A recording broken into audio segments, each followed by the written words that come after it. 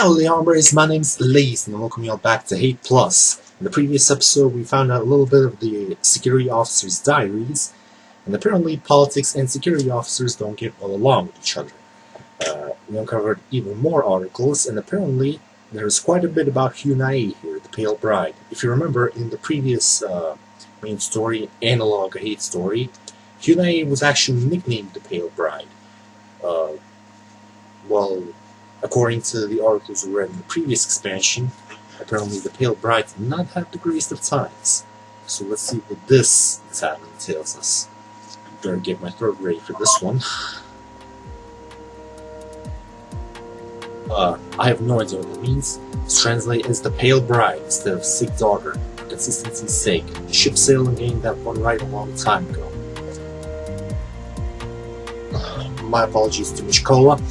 Apartment status, bed is made. A few dishes need to be washed. Takeout containers need to be taken to garbage. Floors clean. With 2 years without any sort of breakthrough and dozens of appeals without any form of acknowledgement, I believe I have discovered the evidence that needs to provide definite proof. Ah, that's me! That's me! That's me! She's writing about me! There's always been a bizarre family legend of an eccentric but brilliant ancient Earth-born ancestor saved his terminally ill daughter through unconventional methods. In some tellings, she's a ghost that lives in the computer. In others, she's sealed away in an alternate dimension to return when the ship is landed on a planet with fresh air. Well, I guess that story sorta came true after all. Grandmother? Kim So-ye's grandmother played matchmaker for her. She was married to the old counselor of engineering. I learned the truth from my grandmother at the New Year's gathering. In reality, she does exist and is merely in cryonic sleep in the family storage closet. I caught a glimpse of her at the gathering and realized that she was the key to proving my thesis. Today I returned with my husband to their home, having offered her great-grandchildren lay a bribe in order to have access to the sleeping Pale Bride to run tests. Hyun-Ae was Kim So-ye's older husband. He seems to care about her a lot. Oh, I read about it already. My theory is, as she has not consumed food or water or breathed air in nearly 1600 years, if there has been a significant increase in ambient radiation in that duration, she should be significantly less affected by it. Her chamber was sealed partially by glass, so she may not be completely unaffected. But I anticipate that the difference will be readily observable. The technology involved in her preservation seems extraordinarily designed. I can believe that it came from the same level of Earth-born brilliance that built our ship. Earth-born brilliance? Finally someone acknowledges that my real parents were smarter than people later on were. While my husband was gracefully distracting my grandparents by listening to the stories, I set up their storage closet intending to open a capsule labeled Kim Hyun-Ae, Pale Bride. That's a good idea. That's me, Kim Hyun-Ae. Look, there's even the photo of me. You look a lot different actually, wow. Well, this is the anime form, this is the realistic form, so I guess the difference is obvious then. This action was easier said than done. That separate, hacked-together computer was regulating the capsule. The label switch for opening it was not in operation. It took a significant while to figure out that I needed to connect the secondary battery. Insert an override key to enable the switch. It's not held that I was very trepidatious to fill with Earth-born science technology that was completely over my head. Accidentally causing damage with my clumsiness would have been disastrous. Oh, that's a good idea. The warm-up cycle took a good 10 minutes. As I watched her, I became very aware of the fact that she was a real girl. A very old one, an orphan who lost her family centuries ago, who likely had her own hopes and dreams. I found myself hoping that one day we would find a way to let her live the rest of her life. Although given the state of modern medicine, optimism would be sadly unfounded. See, she figured it out. Why couldn't my adoptive father be as smart as her? Even after she was brought back to life by the machine, she did not actually awaken, going from a near dead state to merely sleeping. She looked very peaceful. I tried not to disturb her too badly when we took a small sample of her blood.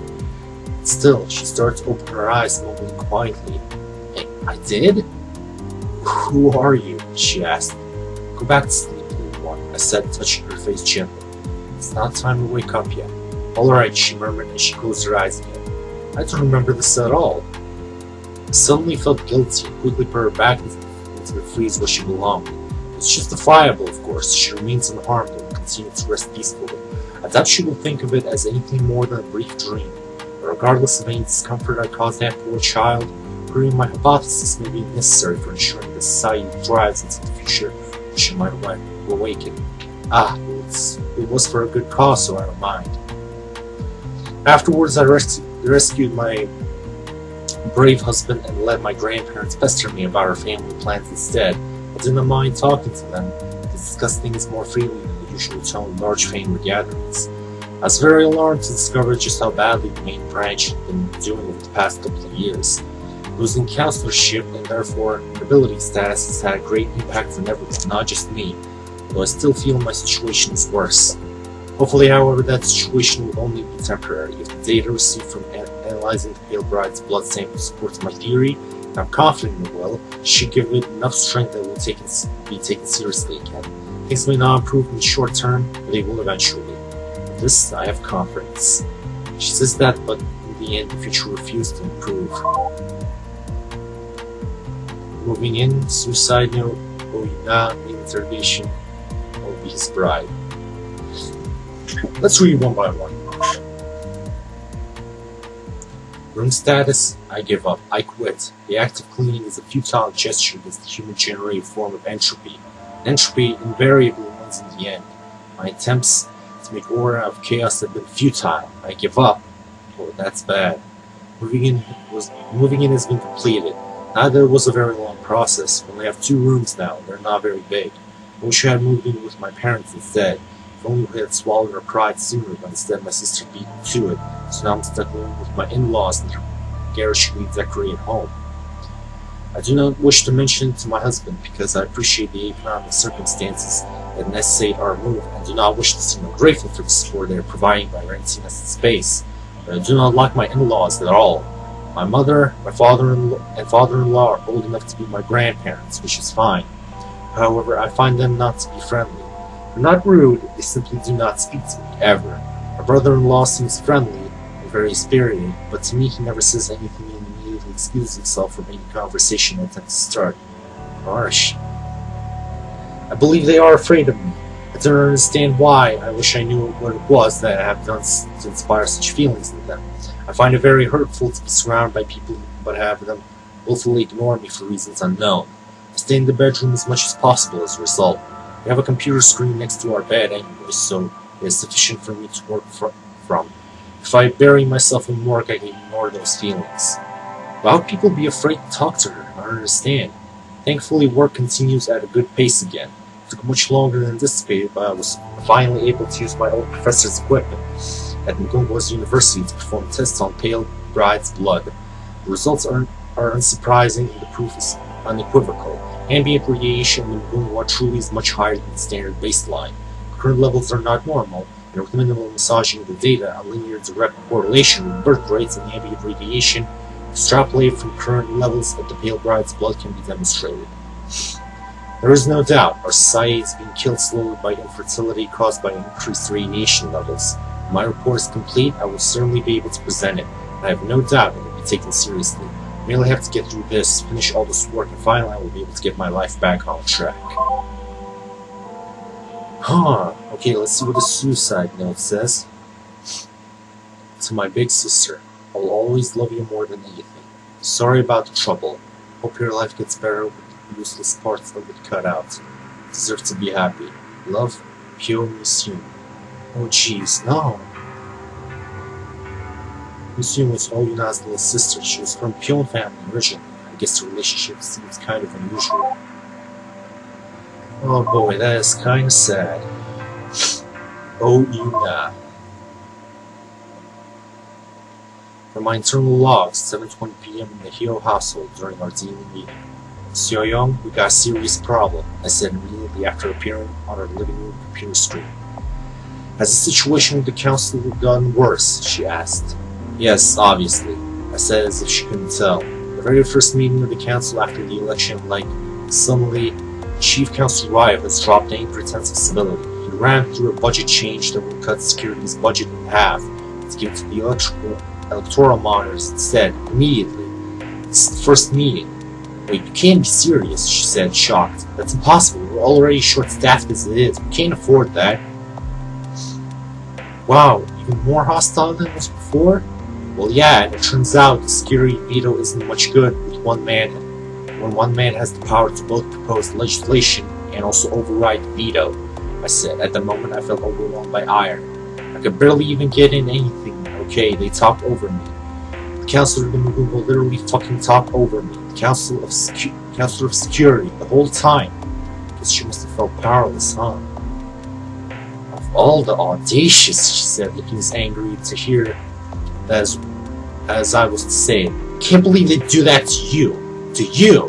There's another thing that isn't right though, I started. What could be worse than showing you that kind of disrespect, she asked. Well, like it was Ryan himself who proposed the legislation, I said. Not even the slightest bit of argument from anyone but me.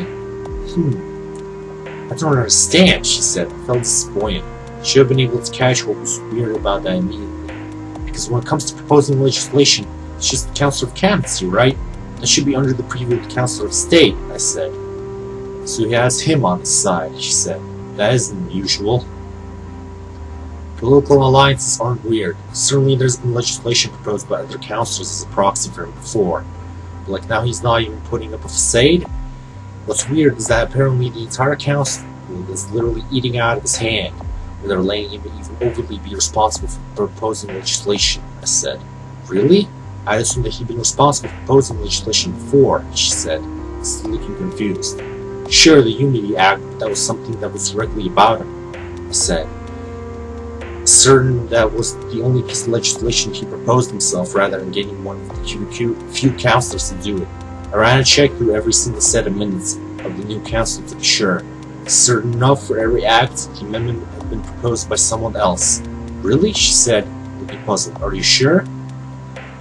When she said that, I did another check of the data to be sure. Again, nothing proposed by him directly. Oh? I'm sure. I just checked, and despite there being pieces of legislation that were almost certainly his idea, none of them came from Chief Counsel Ryan himself. Every single one was proposed by one of those idiot council. Then I suddenly stopped. My own phrasing making my slowest process reanalyze my search conditions. They were faulty, of course. They were faulty. It was too narrow. Huh. Oh no, I said. Of course. You're right, Lieutenant. You ain't too old for this. It's too slow. I would have made the connection instantly when I was your age. Meritocracy Act, right? She said. Of course. We even wondered at the time if it was a power play, didn't we? Yeah, we did. But you thought it was out of character, I said, recalling that evening. Oh no, I'm so sorry. It's my fault she started to say it before I cut her off. No, of course not. It didn't seem plausible at the time. I still don't get how. Like if the exams were rigged somehow, surely Counselor O would still be on council. He'd never give up his position absolutely no matter what. Right, she said. I mean, that was the point of having them be held by the university, so the old Counselor O could control them. Okay, like, what if he tried to, but someone beneath him refused to? I asked, processing out loud. He would have just assumed they were taking the moral high ground.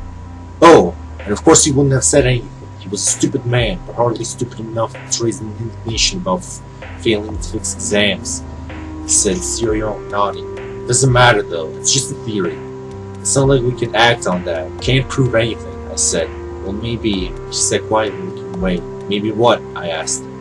Pardon me, never mind. I'm sorry, ma'am. I was about to suggest something that you wouldn't like, she said still softly.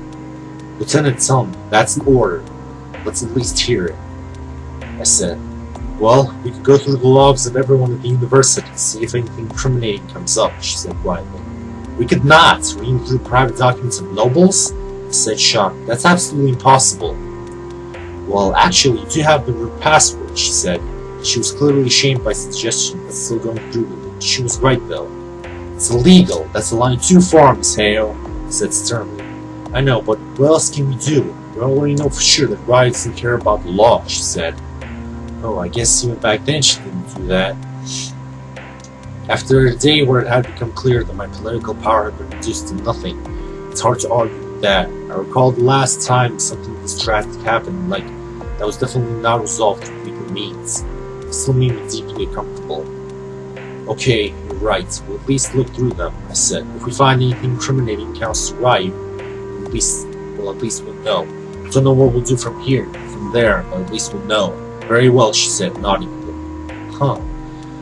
Right, well, it's going to take a while. Let's go through the files of every single person who was working for Mugungo University at the time, in sequential order, see if anything stands out. I said and started out the search. Okay, what the hell is up with all these nobles writing Chinese? Like, so far everyone has, I don't get it. I commented while running my analysis. How is this so wide? I stopped mid-sentence. I hadn't found what I was looking for, but I found something even bigger while searching files of Hyun-Ae, the president of Mugungo University. I looked at Seo Young. She seemed far too anxious to tell her as is. This is going to take a while for me to find anything. You should go get some tea, I told her. If you say so, she said. She started to call out to Miss Lim, but I stopped her, telling her she should make it herself. She didn't understand why, but she got up and went to do it. A couple of minutes, she returned. It's a lot more gentle than I was expecting from her. A couple of minutes, she returned. Anything yet? She asked. Pour the tea first, I told her firmly. Alright, ma'am, she said pleasantly, but did it. Now sit down and drink it, I said. She did. She seemed baffled but a little bit calmer. Did you find anything yet? She asked. I don't have conclusive proof, but yes. Like, as far as I can tell, for the past 6 years, Mugungo University President Hyun-Ae has been having an illicit relationship with Chief Counselor Ryu. I said, but I found something even more important. What? What could be? She asked. Okay, before I say this, I just want you to know I'm going to do whatever it takes to get through this, okay? I promise I'm going to stop at nothing to destroy this man's awful political movement once and for all. Do you understand? I said to her. We'll put this all right, okay? She stared at me, and as I expected, she started to get anxious again. Who was it? What did you find, ma'am? Did you? She asked, her voice unsteady, almost sincerely, expecting what I was going to say. Seo Young, I know who killed your husband. Counselor Ryu or the president?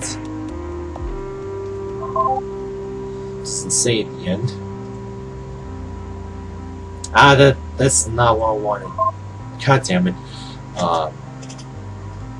Show all the unread ones. God damn it, I lost them. Main interrogation. A transcript fragment of a conversation held with a private mate of Hyun-Ae's household. I guess, Counselor Milady, I'm kinda glad someone's asking about my mistress. I haven't talked to anyone about this before. You know, it's just wouldn't be right and all that. But I've really been kind of worried about her. She's been kinda, I don't know, unstable. The rejection from Hyo So-young. Unstable how? Has routine been different recently? Nah, I guess unstable is the wrong word then. More like unhinged? She keeps the same schedule and all, working late. Well, just between us, most of the time she spends working is actually spent off with Chief Counselor Ryu. Had a running affair for years now. Don't tell her I told you this, alright? She made me swear to keep it a secret. I wouldn't be telling you if not for, well, you know. She sure sounds unhinged. But yeah, unhinged in a really weird way, like, I'm not wearing this bland dress because I want to, it's because she dressed me up like this. Yeah, that's the thing she does. No, in not that way. In a totally innocent way. Just, it's weird. Like, when I first worked for her, she was really insistent that I wear, I guess the idea was like a traditional clothing. It was supposed to be more modest or something, to fit the style she likes. Funny how she never complained about her little sister dressing modestly, just me, or whatever. Anyway, this is supposed to be the morning attire, and there was this huge long lecture about how it's traditional and proper, I guess, thing to do when someone close to you dies. Oh, more morning attire, of course. And you know, Miss Hyun, her little sister, was my mistress too. She was the one that spent all day at home, so I know her pretty well, so I figured it's fair enough. Rejection from Hyo-seong. How was she unhinged then? Oh well, it's been ever since her little sister passed. It's been so quiet around the house without her. Well, as for my mistress, I don't know, she's been kinda... Well, she had a really weird relationship with her little sister. It's none of my business, you know? I didn't want to pry. Just to make sure that her bed was kept nice and tidy each morning, minding my own business. So the salary I get paid to mind my own business back home with my family. Honestly, weird. I was getting to that part. What's unhinged is just, it's like the other day she wanted me to make tea for her. No, making tea is not the unhinged part. I'm getting to it. After poured it for her, she just suddenly insisted to have some myself, which I always do anyway, but not like together with her, which is what she wanted this time. That's weird, right? Oh, I guess artificial women can drink tea. What do you think, though? Yeah, I don't remember anyone drinking tea with the servants either. It is weird. You see? I thought it was weird, but I'm not really going to argue. She's my mistress, so I pour for myself. And she gets me to sit down right next to her. I was practically on her lap, at which point she just tells me about her day. I thought I was leading somewhere, some sort of point, but no, she just went on about what she'd done and what meetings she'd been in, and how she felt about them and all that. I didn't know what the hell to make of it. Then she got to, and I realized I forgot to bring the lunch little sister made for me, so I had to, and so on. At which point she started to cry. It was a good whole minute of sitting there comfortably. You know, what the heck do you do in that context? Thankfully, then she excused me and I got out of there as fast as I could. Don't know what she did after that. Yes, cried a lot probably. That's just one example. Another time she wanted me to warm up her bed for her because she was staying out late. I don't know. Jeez, I don't ask questions like that. I don't know, No, I didn't do that. My point is just, she's been really unhinged since her little sister passed, that's all. I don't really know how to feel about her anymore.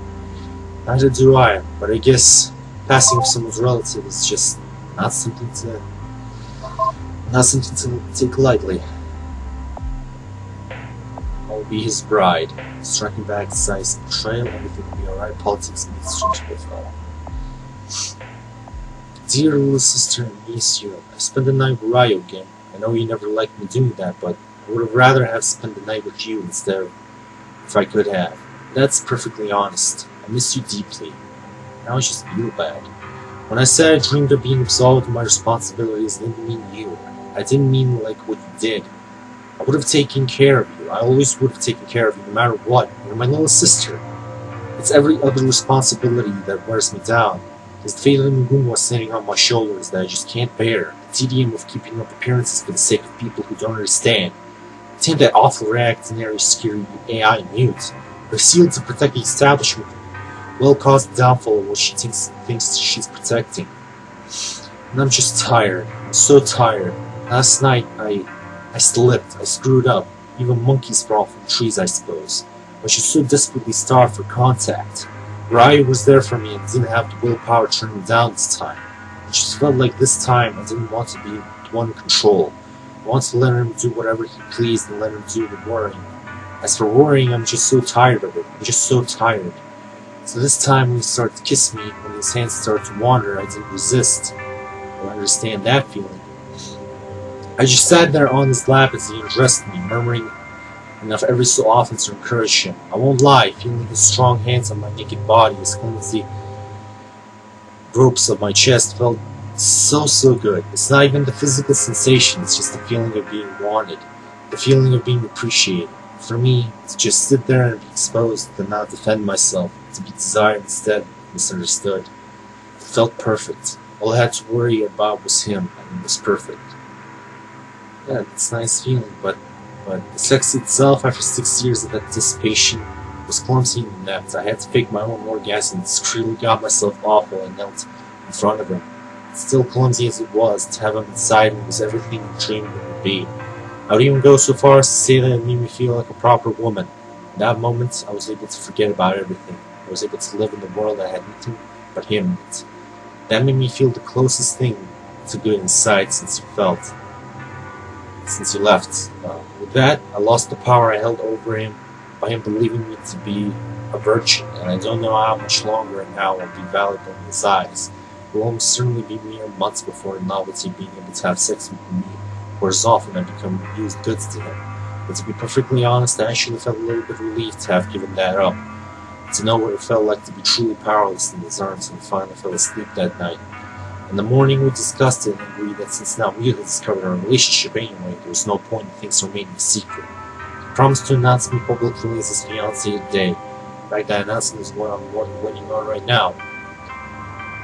I always thought that I would be nervous when this moment happened, but instead I don't feel anything. It seems like things will finally come to a head. Society will be saved. It feels like as if the end is finally in sight, and yet only one single thought comes across my mind. I shall be spending this moment by her side. Love and apologies, Sister Hyun-Ae. That's so sad. Indeed it is. I shall be his bride. Okay, there's clearly nothing more left. Shoot the home screen. Extract the files. Let's just double check everything in there in the files.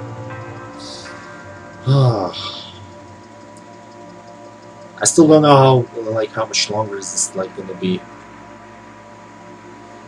This game is gonna be, so I'm still hoping the end's gonna be near. I mean, we're running out of power anyway, so.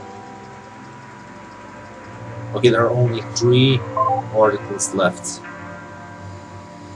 So we might as well disable our little friend here and extract some more. Disable active AI. Extracting messages.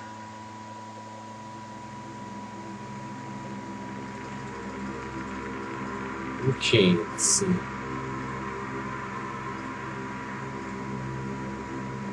Okay, that's all of it. Commit to extraction.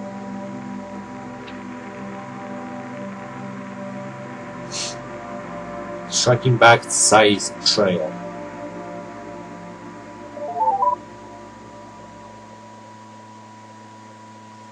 Shows a home screen.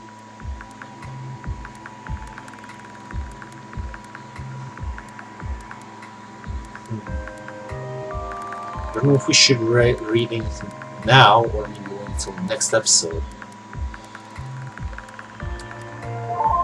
You know what? Let's wait until the next episode. Let's save. Ready to save. Okay, so with that, I'm gonna end this video here. So apparently, there are a couple of articles depicting our little girl right here, but that doesn't seem to be any play in what is going on currently.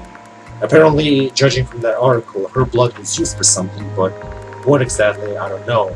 The hint is maybe something to do with the infertility going on the ship. There are 3 more articles, and I don't know what exactly is going to happen after that. Maybe the end of this game, or maybe the end of the chapter, and it'll be a lot longer than I expected. But hopefully, it will be solved in the next episode. So without further ado, that's it for this video. Thank you all who watched, and hopefully, I'll see you all next time. Bye bye.